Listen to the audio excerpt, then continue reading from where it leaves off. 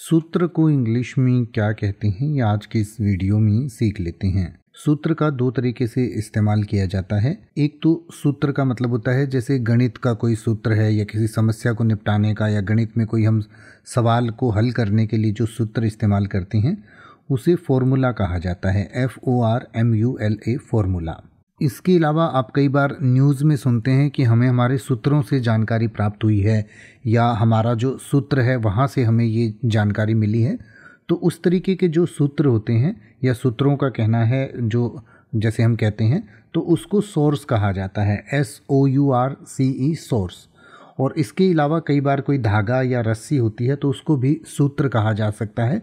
जैसे हम कहते हैं संपर्क सूत्र या सूत्र, तो उस सूत्र को आप कोई थ्रेड कह सकते हैं। THREAD थ्रेड, यानी कि कोई किसी चीज़ का धागा या जो रस्सी है।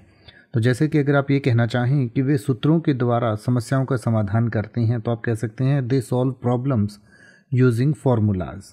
और जो दूसरा सूत्र था जैसे हमें यह जानकारी सूत्रों से प्राप्त हुई है तो उसको आप इंग्लिश में कहना चाहें तो आप कह सकते हैं we received this information from sources.